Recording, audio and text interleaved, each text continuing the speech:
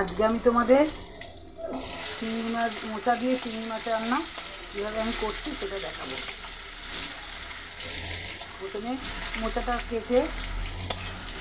কেটে ধুয়ে রেখেছি, সেদ্ধ করে ধুয়ে রেখেছি, ধুয়ে জল চিপে রেখে দিয়েছি যে মোচাগুলো। তারপরে চিংড়ি মাছগুলো ভেজে রেখেছি। এখন আলু ভাজছি। আলু ভাজা হয়ে এসছে, আলু ভাজাটা দুটো ভাজা হয়ে গেছে। এবার আলু ভাজা হয়ে গেলে আমি মোচা এঁচড় এগুলো করতে তেল লাগে, তেল মশলাটা বেশ লাগে, না হলে ঠিক স্বাদ আসে না, ঠিক কেমন যেন ভালো স্বাদ লাগে না। এই যে একটু এঁচড় মোচা একটু আমি তেলটা একটু বেশি দিই না, তাও দেয়া হয় আর কি। এই যে একটু তেল দেবো, যা তেল আছে এতে হবে না, একটু তেল দেবো, নাহলে ঠিক স্বাদ আসবে না, মুখের স্বাদ।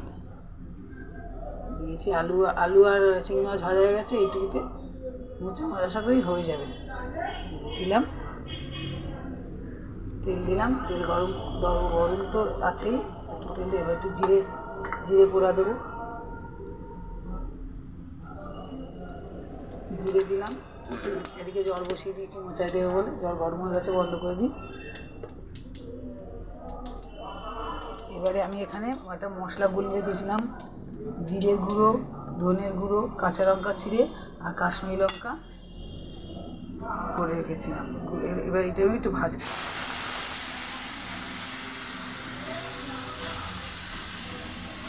এটা আমি একটু ভেজে নেবো, ভেজে নিচ্ছি। আজকে মেঘলা করেছে, ভীষণ গরম লাগছে, প্রচণ্ড ঘাম হচ্ছে, তার মধ্যেও রান্না করতে খেতে তো হবে।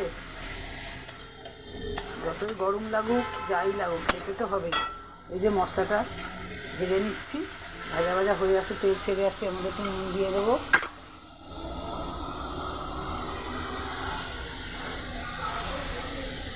নুন দিয়ে দিলাম,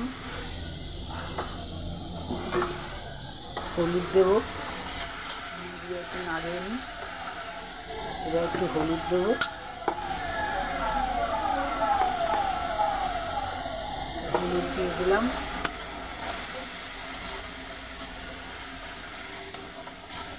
এবার আমি মোচাটা এর মধ্যে দিয়ে দেবো।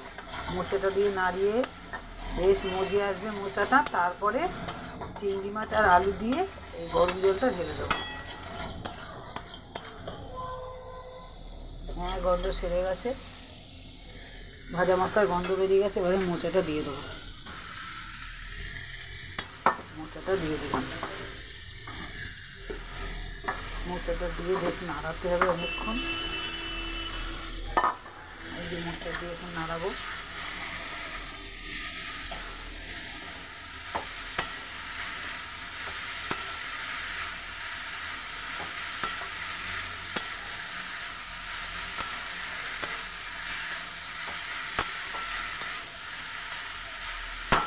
এখনই এর মধ্যে ভাজা চিংড়ি মাছ ভাজা আর এটা দিয়ে দিতে পারি। এবার গন্ধটা অনেকক্ষণ থাকবে, চিংড়ি মাছের গন্ধটা মোচা বেশ অনেকক্ষণ থাকবে, ওই জন্য চিংড়ি মাছটা দিয়ে দিলাম। আর আলুটাও মজে যাবে, তার জল কম দিতে হবে, মোচা তো সেদ্ধ করাই আছে।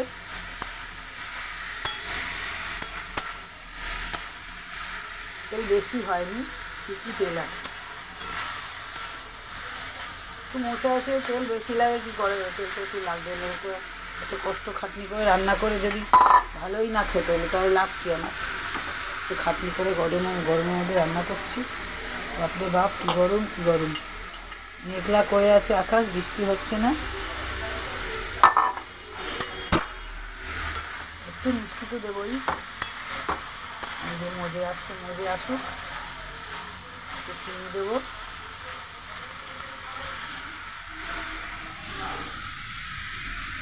চিনি দিয়ে দেবো। চিনিটা আবার ওই ঘরে রয়েছে, নিয়ে আসি চিনিটা।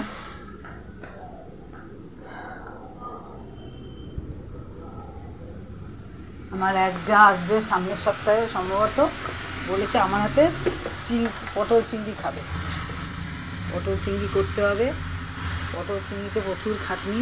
পটলের খোসাগুলো ছেড়ে নিতে হবে, ছেড়ে নিয়ে বটি দিয়ে একদম খোসা ছাড়াবো না, আঁচড় দিয়ে পটলের খোসাগুলো ঢালাবো, তারপরে ওখান থেকে দানা বার করে পটলটা ভাজবো। ওই দানার সাথে চিংড়ি মাছ মশলা টশলা দিয়ে সব মেখে পুরটা চিংড়ি মাছের মধ্যে ঢোকাবো, পটলের মধ্যে ঢোকাবো, ঢুকিয়ে মুখটা আটকে দেবো, দিয়ে রসা মতন করবো। ওইটা খেতে চেয়েছে আস্তে করবো, কিন্তু রান্নাটা করে দেখাবো। খুব খাটনি রান্না, সময় সাপেক্ষ, কিন্তু খেতে চেয়েছে শখ করে, তো খাওয়াবই। কবে আসবে বলেছি, গরমটা কমুক তারপরে আসবে। সামনের সপ্তাহে মনে হয় বৃষ্টি চলে আসবে, তারপরেও আসবে, ভালো হবে। শখ করে খেতে চেয়েছে আমার হাতে পটল চিংড়ি। ইচ্ছা আছে পটল চিংড়িটা করবো, আর কুলেখাড়া নয় তো ঘাটকোল বাটা করবো, ইচ্ছে আছে এই দিক করার। আর তো মাছটা অন্য মাংস যাই হোক করবো।